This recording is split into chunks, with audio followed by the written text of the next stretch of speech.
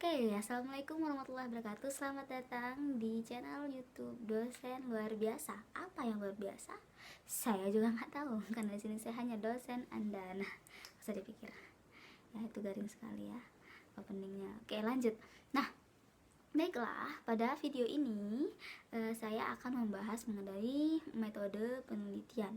Metode penelitian ini terdapat menjadi dua, yaitu penelitian kualitatif dan kuantitatif. Nah, pada perkembangan penelitian kualitatif dan kuantitatif, jadi sebelum ada penelitian kualitatif dan kuanti ini ada namanya pada masa prapositivisme, yaitu pada abad ke-17 yang mula-mulanya orang zaman dahulu itu masih berpandangan bahwa apa saja yang terjadi itu bersifat alamiah. Jadi dalam pandangan semacam ini, penelitian itu bersifat pasif, hanya mengamati secara pasif apa yang terjadi dan tidak dengan sengaja melakukan percobaan dan memanipulasi terhadap lingkungannya. Jadi peneliti-peneliti itu pada masa prapositivisme abad 17 itu mereka melakukan penelitian dengan mengamati lingkungan tanpa ikut campur terhadap objek yang diteliti gitu. Nah, seiring perkembangan zaman bahwa perubahan pandangan, yaitu pada masa positivisme sekitar abad 18, pada masa itu berkembang anggapan bahwa peneliti dapat mengadakan perubahan dengan sengaja terhadap lingkungan sekitar dengan melakukan berbagai eksperimen. Nah, di sini orang-orang udah mulai berpikir gimana ya kalau kita nggak cuma mengamati gitu, bagaimana kalau kita melakukan uji coba eksperimen terhadap lingkungan, apa sih yang akan terjadi gitu. Lalu timbullah perubahan pandangan dan muncullah metode ilmiah, scientific method, yang selanjutnya ditemukan aturan-aturan hukum-hukum prinsip-prinsip umum tentang dunia dan kenyataan, baik dalam ilmu alam maupun ilmu sosial pada saat itu. Jadi orang dari yang hanya mengamati lalu bereksperimen, namun di sini ilmunya itu adalah ilmu saintifik yang kita kenal dengan metode kuanti ya sekarang itu. Jadi ada satu teori yang mengatur di dalam sebuah penelitian yang ingin kita lakukan gitu. Nah, lalu bagaimana pandangan positivisme ini dan bagaimana ciri-cirinya gitu. Logika satu, memiliki logika eksperimen dengan memanipulasi variabel yang dapat diukur secara kuantitatif agar dapat diberi hubungan di antara variabel. Jadi ada variabel X dan variabel Y, lalu dihubungkan gitu. Lalu mencari hukum atau teori universal yang dapat meliputi semua kasus, walaupun dengan pengolahan statistik dicapai tingkat probabilitas dan mementingkan sampling dan generalisasi ya. Jadi di satu teori ini bisa bagaimana bisa menggeneralisasi variabel lain gitu. Lalu netralisasi pengalaman dan dengan hanya meneliti gejala-gejala yang dapat diamati dan diukur dengan instrumen yang valid dan reliable. Pandangan positivisme ini dalam bidang penelitian dikenal sebagai pandangan kuantitatif ya. Jadi kaku gitu ya, tidak fleksibel. Nah, lalu seiring perkembangan zaman orang-orang berpikir ini terlalu tidak mungkin gitu melakukan penelitian itu hanya bergantung pada satu teori saja gitu.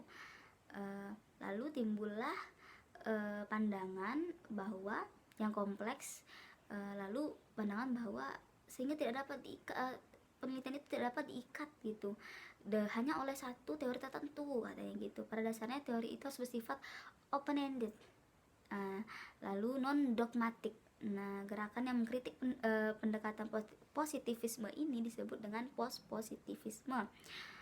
Nah, dalam pandangan ini penelitian dilakukan dengan situasi yang wajar atau alami, natural setting, maka modelnya disebut dengan metode naturalistik.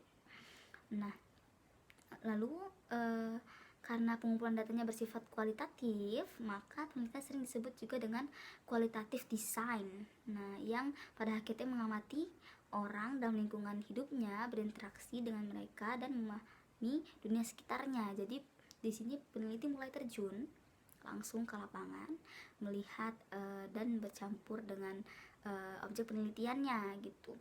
Jadi tidak sekedar mengamati. Lalu Metode penelitian kualitatif ini muncul pada masa post-positivisme, lalu yang ditandai dengan perubahan paradigma dalam memandang suatu realitas atau fenomena. Kualitatif merupakan sebuah pendekatan didasari oleh filsafat fenomenologis dan humanistis.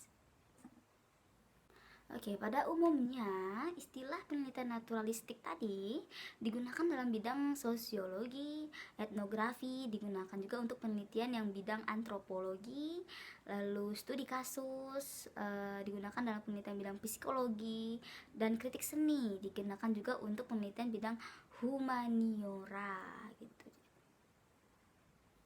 Nah, ada beberapa ahli yang mengemukakan bahwa pada mulanya bersumber pada pengamatan kualitatif yang bertentangan dengan pengamatan kuanti, karena kuanti itu lebih berfokus kepada angka, nilai dan jumlah ya. Nah, sedangkan kuali itu lebih menekankan kepada kajian makna, lalu segi alamiah, kualitas alamiahnya, dan tidak mengadakan penghitungan. Jadi semua itu dijabarkan secara tulisan. Jadi kualitatif itu tidak ada penghitungan angka di dalamnya.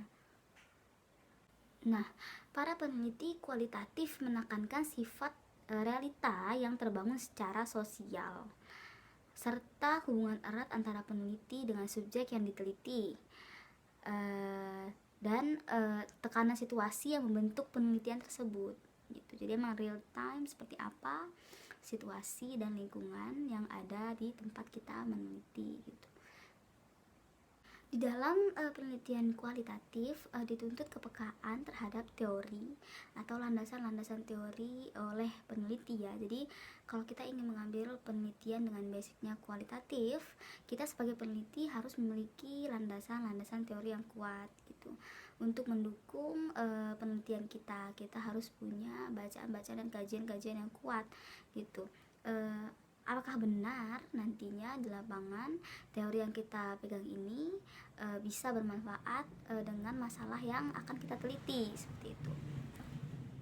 Oke, nah pengalaman atau profesi kalian dalam penelitian, basic kalian itu sangat mempengaruhi ketika kalian melakukan penelitian. Contoh, seorang guru atau dosen akan lebih luas mengambil penelitian mengenai bagaimana cara mengajar di lapangan ketimbang orang yang bukan guru atau dosen atau pengajar.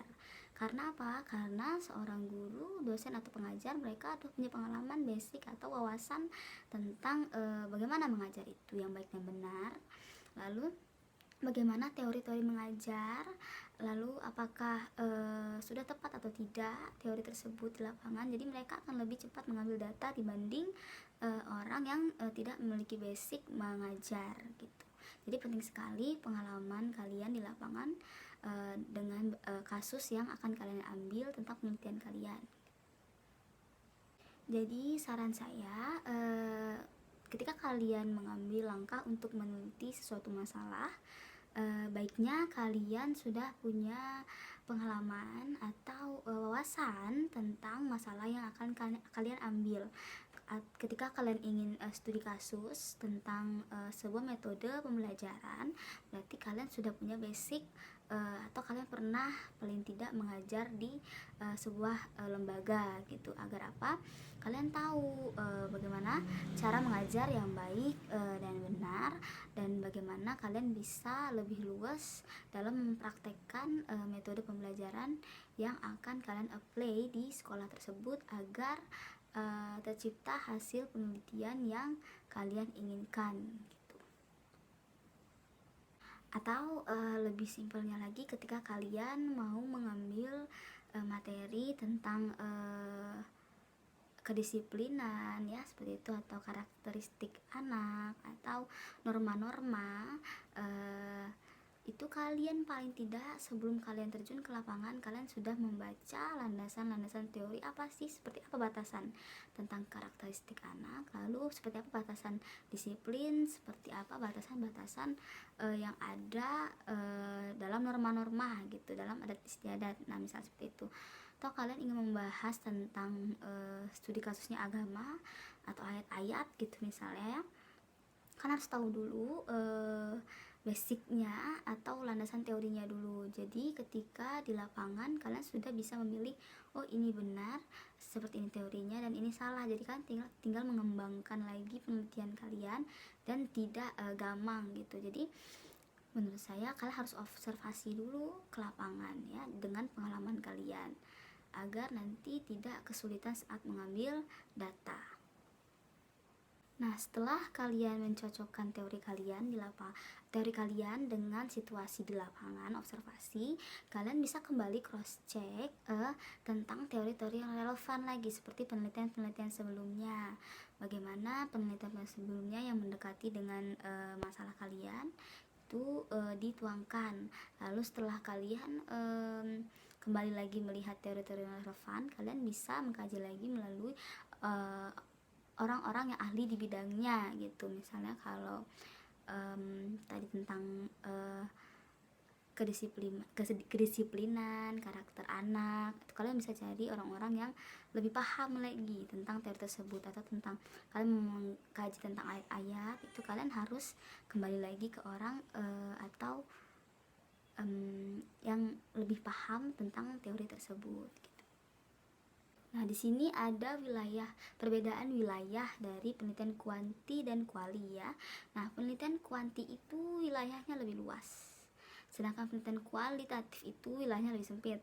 Nah, variabelnya lebih kompleks untuk kuanti dan variabel sederhana namun rumit konteksnya untuk kuali. Lalu berbeda di permukaan untuk kuanti dan berbeda di kedalamannya seperti saya bilang tadi ya untuk kualitatif. Nah, mempersoalkan frekuensi di kuanti dan mempersoalkan makna untuk di kualitatif ya. Lalu kuanti itu pengukurannya lebih jelas. Nah, lalu kalau kuali pengukurannya itu rumit. Alat ukurnya statistik untuk kuanti, dan alat ukurnya peneliti itu sendiri.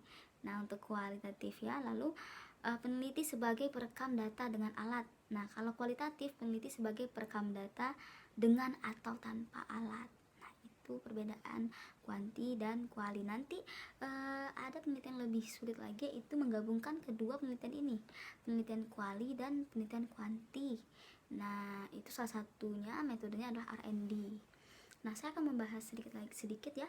Kalau kualitatif itu kalian bisa ambil pisau analisisnya, atau kita bisa pakai teori fenomenologi, etnografi ya, etnologi, lalu humaniora. Tuh ada beberapa pisau analisisnya di dalamnya. Kalau kuanti itu kita nanti bisa bermain di metode penelitiannya eksperimen ya, bisa di menggunakan siklus penelitian ya.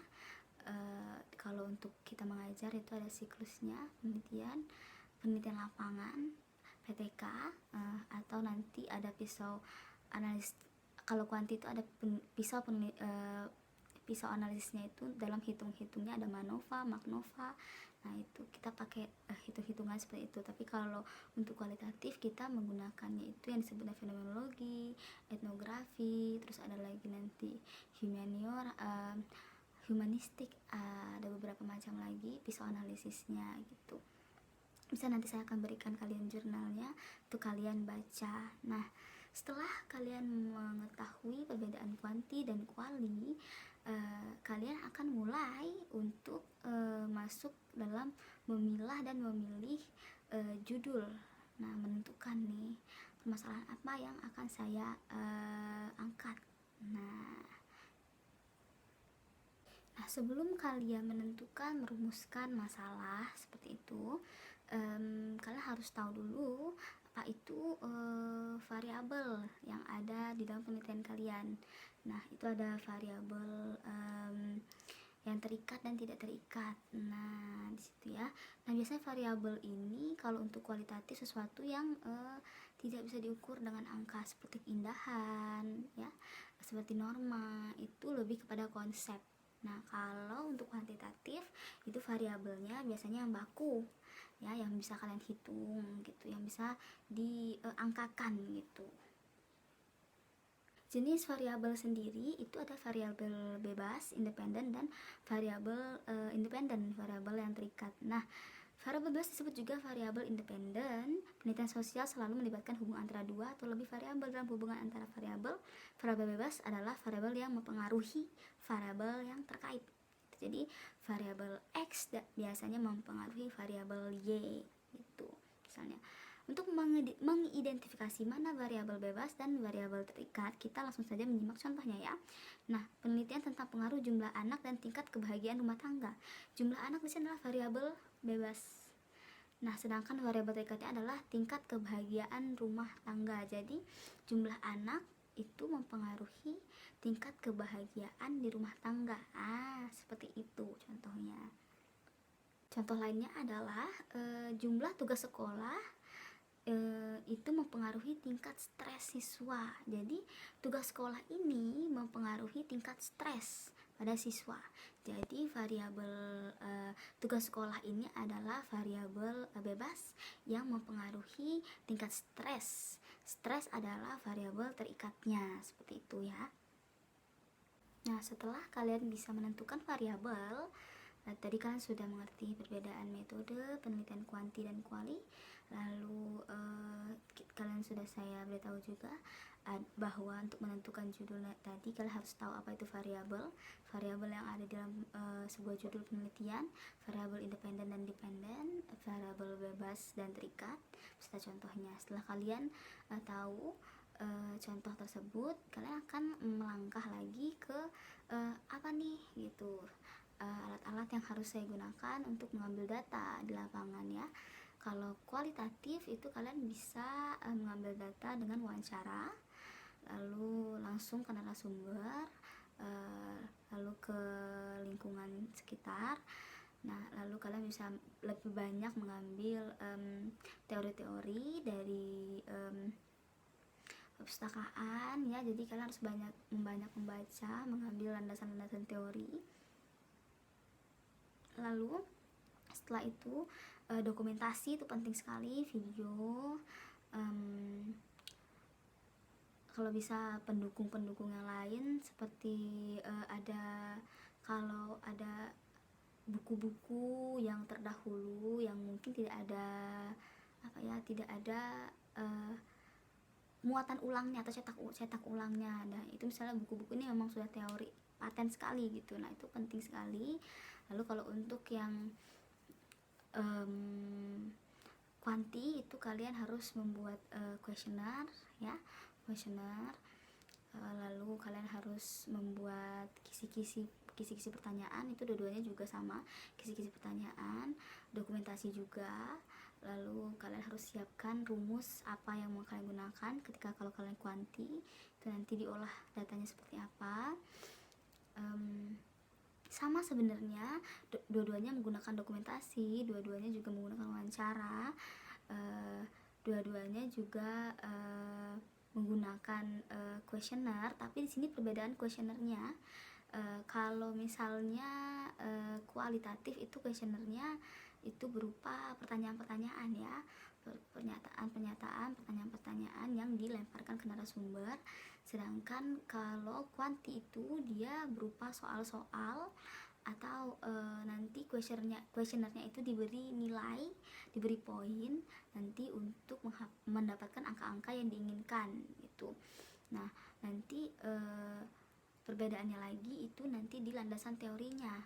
Kalau kuanti itu dia landasan teorinya kan yang berhubungan dengan tadi angka-angkanya tadi. Kalian menggunakan apa nih gitu untuk mengambil datanya gitu, metodenya manufakah atau apa gitu. Nah, kalau misalnya kuali ini kalian harus kuat di teori-teori, landasan-landasan teori seperti saya bilang. Kalau ada buku jimatnya gitu tentang ini kalian itu yang mau kalian ambil, itu kan harus keep satu. Jadi ketika kalian berpaku pada buku itu, ini loh bukunya, misalnya kalian membahas tentang hadis, tentang ayat atau tentang apa, itu kan harus punya satu buku yang benar-benar ini udah nggak ada cetakan ulangnya lagi gitu. Nah, terus kalian harus ketemu sama narasumber yang benar kompeten. Nanti diverifikasi lagi terhadap orang-orang sampai kalau nggak salah itu ada namanya, saya lupa, segitiga, ada Nanti saya kasih tahu di video berikutnya apa itu.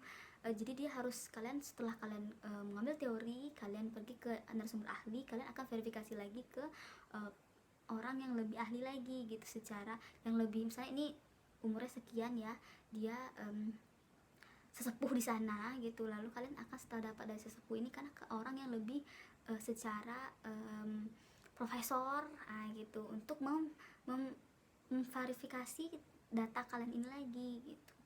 Itu kalau tadi kuanti, kalian cukup menggunakan satu teori, mengambil datanya seperti apa, lalu memberi nilai terhadap data-data kalian, lalu dikalkulasikan dapat hasilnya. Tapi kalau kualitatif ini dia benar-benar kalian harus mau terus memverifikasi data kalian, teori-teori kalian, agar nanti ketika kalian sidang ini tidak tertolak gitu teori kalian. Kalau kualitatif seperti itu.